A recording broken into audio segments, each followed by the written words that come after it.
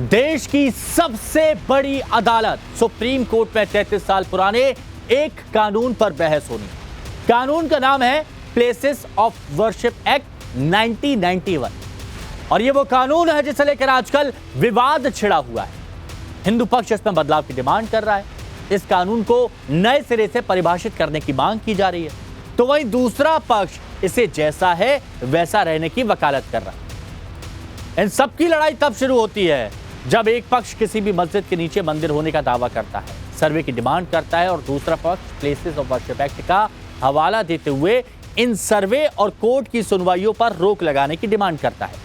Supreme court इस कानून पर क्या फैसला करता है, यह देखने वाली बात होगी, क्योंकि इस कानून से देश की दशा और दिशा दोनों तय होगी। देश की सबसे बड़ी खबर पर सबसे बड़ी खबरें जारी, लेकिन शुरुआत एक बड़ी खबर के साथ। बड़ी खबर वर्शिप एक्ट पर आज सुनवाई होने जा रही है। वर्शिप एक्ट 1991 पर सबसे बड़ी सुनवाई सुप्रीम कोर्ट में थोड़ी देर में शुरू होगी।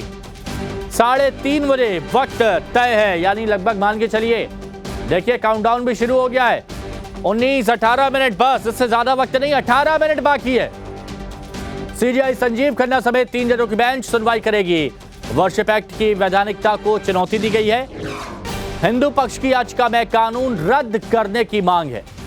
हिंदू पक्ष का कहना है कि इस कानून को रद्द किया जाए या फिर इसको परिभाषित किया जाए। आज से नहीं, 1947 से नहीं, कई सालों पहले से, जब पहली बार आक्रमणकारियों ने भारत पर आक्रमण करके तोड़फोड़ मचाई थी।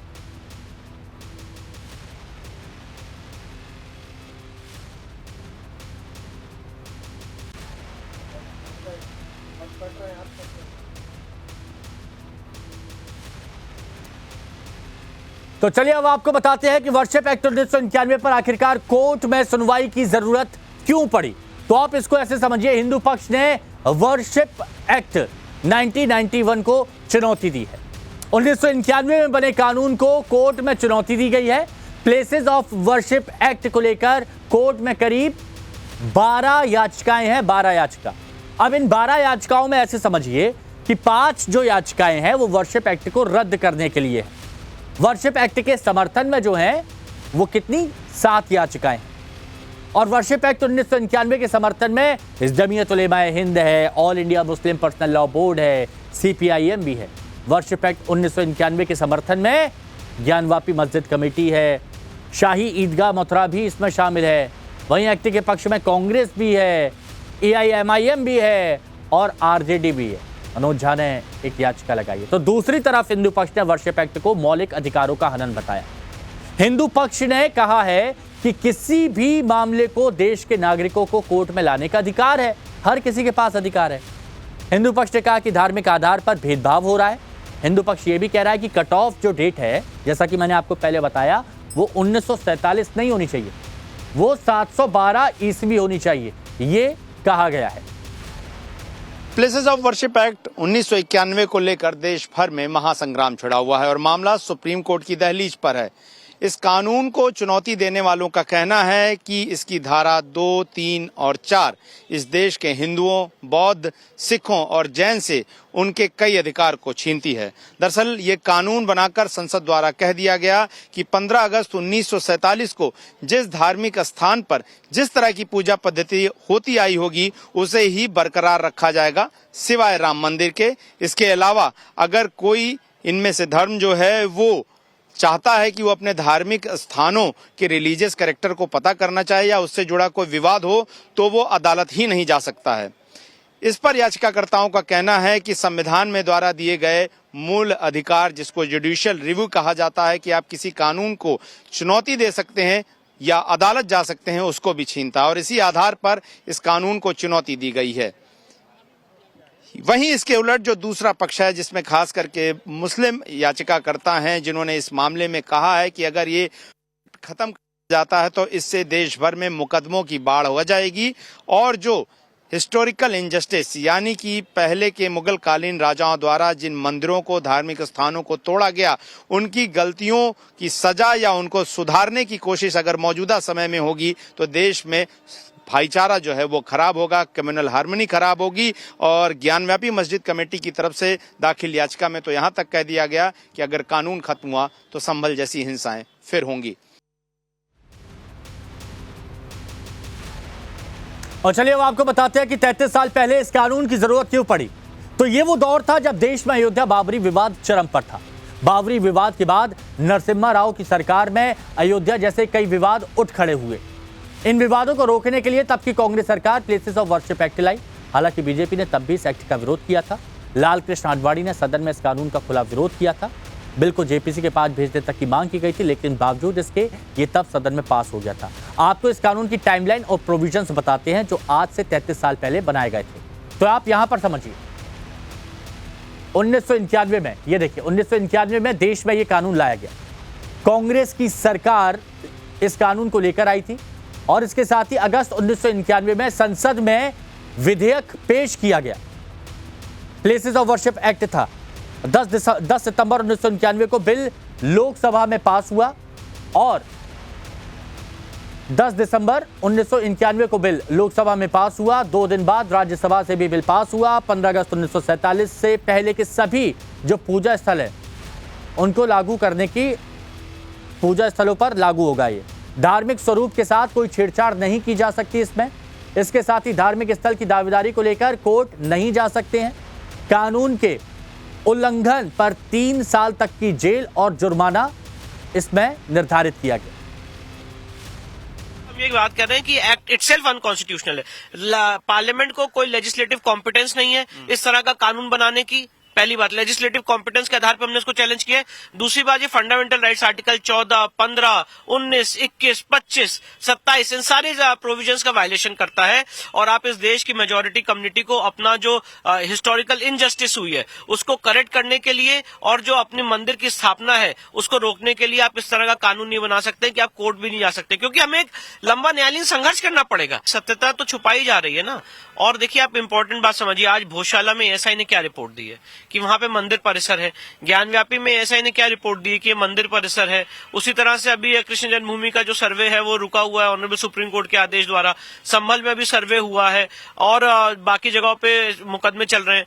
तो जो बीजा मंडल या जितने ऐसी जगह है जो हमारे मंदिर परिसर थे उसको जबरन कब्जा करके एक मस्जिद का रूप देने की कोशिश की जा रही है। इस देश के सेकुलर फैब्रिक को डिस्ट्रॉय करने की कोशिश की जा रही है। लोगों के राइट टू रिलीजन को डिस्ट्रॉय करने की कोशिश की जा रही है। और इन सब डिस्ट्रक्शन के बीच में सहारा लिया जा रहा है इस काले कानून का, प्लेसेस ऑफ वर्शिप एक्ट 1991 का।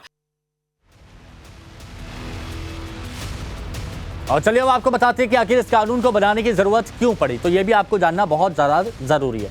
तो आप यहां पर देखिए कि भविष्य में मंदिर मस्जिद विवाद ना हो, यह एक बहुत बड़ी वजह रही। पूजा स्थल पर सांप्रदायिक कलह ना बढ़े, यह एक बड़ी वजह रही। पूजा स्थल का धार्मिक चरित्र नहीं बदले, इसके अलावा पूजा स्थल को लेकर धार्मिक उन्माद ना बढ़े, यह एक बहुत बड़ी वजह थी कि प्लेसेस ऑफ वर्शिप एक्ट का कानून क्यों यहां पर बनाया गया। तो वर्शिप एक्ट पर देश में इतनी बड़ी बहस हो रही है, क्या जनता क्या नेता, हर तरफ इसकी चर्चा हो रही है। और ऐसे में भला ओवैसी भाईजान कैसे खामोश रह सकते, तो सुनिए। अब मोदी क्या कर दिए, बीजेपी आरएसएस क्या कर दिए, एक ही काम पे लगा दिए सबको। जाओ गड़े खोदो, देखो अंदर से क्या निकलता। जाओ मस्जिद में गड़ा खोदो, उसमें से अलाउद्दीन निकलते नहीं निकलते देखो। यानी हर जगह पर जहां भी जाओ बस गड़ा खोदो, सर्वे सर्वे सर्वे। नहीं यहां पर कुछ था, कब था रे भाई? नहीं 500 साल पहले था अम्मा। अरे मेरे भाई 500 साल पहले अगर तुम जाओगे तो मैं तुमको 2000 साल पहले लेके जाऊंगा। जैन और बौद्ध मजहब के लोग भी खड़े होकर बोलेंगे यहां पर भी हमारी मजहबी इबादत गाहें थे। जो लोग मस्जिदों को छीनना चाहते हैं उसका जवाब क्या है? अपनी मस्जिदों को भरे करो। तुम्हारी जुमे की नमाज फजर की नमाज में उतनी तादाद होनी चाहिए। तुम्हारी मगरिब की जमात में जितने लोग होते हैं उतना शहर में होना चाहिए। दरगाहों को आबाद रखो, खानखाओं को आबाद रखो। दरगाह और खानखाओं पर अल्लाह के नाम पर दिल पर ज़रब मारते रहो, डरने और घबराने की जरूरत नहीं है। जो ताकतें मस्जिदों को छीनना चाहती हैं, अल्लाह कुरान में फरमा दिया ये सबसे बड़े जालिम है, ये सबसे बड़े जालिम है। अरे जालिमों, याद रखो, मैं मस्जिद बचाने के लिए, खानखाहों को बचाने के लिए, दरगाहों को बचाने के लिए, वक्फ की जायदाद को बचाने के लिए, जमहूरियत को बचाने के लिए, कानून की बालादस्ती के लिए, इंसाफ के लिए मैं एक बार नहीं 1000 मर्तबा मरने को तैयार हूं। तुम क्या करोगे बताओ? ऐसे 12 दरगाह और मसाजिद पर केस डाल दिया गया है कि ये मस्जिद नहीं थी, फुला था, ये था। गरीब नवाज के आस्थाने पर चले गए। अरे कौन सी किताब तुम्हारी नहीं, वो फुला दीवार को ऐसा खिकोरे तो उसको ऐसा रंग निकाले तो छतरी निकलती। अबे तेरे घर में मैं अगर 1000 फीट खोदा तो उसमें भी खाने जहां खां की मलबा निकलता, क्या करेगा? दे देता मेरे को। जब बाबरी मस्जिद का फैसला आया था, मैं पुकार कर कह रहा था ये गलत फैसला है, इसके बाद बहुत सी चीजें खुलेंगे, ये जजमेंट तमाम चीजों को खोल देगा। मुझसे कहा कि आप खामोश हो जाओ, ऐसी तुम मत बोलो। मैंने कहा मौत मेरे को खामोश कर सकती, जब तक अल्लाह जिंदा रखेगा मैं सच्चाई को बयान करूंगा और बयान करता रहूंगा। आज बोलो खामोश हो जाओ। मैं जब कह रहा था तो कोई बोल रहे नहीं मत बोलो, इनको क्या है, ये भड़काऊ भाषण दे देते, इनको क्या है, इनको टीवी पे जाके बोलने का शौक है। 1991 का प्लेसेस ऑफ वर्शिप एक्ट इस ऐवान में पास किया गया था कि तारीख के जख्मों को नहीं खुरेदा जाएगा। आप खुरोद रहे हैं उनको। मैं आपको इंतबाह दे रहा हूं, वार्न कर रहा हूं, इस मुल्क को 90 के दहे में मत लेकर जाइए। 91 का एक्ट सुप्रीम कोर्ट में जवाब दीजिए कि आपकी हुकूमत 91 प्लेस ऑफ वर्शिप एक्ट की कायम है, उस पर कायम रहेगी। तो चलिए आइए ये भी जान लीजिए कि देश में ऐसी कितनी मस्जिदें हैं जिन्हें लेकर विवाद है। तो उस बात को आप ऐसे समझिए। पहला, यहां देखिए आप, मथुरा शाही ईदगाह मस्जिद वर्सेस श्री कृष्ण जन्म स्थान, दोनों की तरफ से अलग अलग दावे किए जा रहे हैं। मुस्लिम पक्ष कह रहा है शाही ईदगाह है, हिंदू पक्ष कह रहा है श्री कृष्ण जन्म स्थान है। इसके अलावा मथुरा वो जगह है जहां दुनिया भर से कृष्ण भक्त आते हैं, मथुरा में ही श्री कृष्ण का जन्म हुआ। लेकिन अब एक पक्ष दावा करता है श्री कृष्ण जन्म स्थान का, तो दूसरी तरफ जामा मस्जिद का दावा किया जा रहा है। 17वीं शताब्दी में औरंगजेब ने आखिर बार इसे तुड़वाया था और इससे पहले गजनवी जैसे लुटेरों ने भी इस मंदिर को नुकसान पहुंचाया था। दूसरा कौन सा है? दूसरा है काशी ज्ञानवापी मस्जिद वर्सेस विश्वेश्वर मंदिर।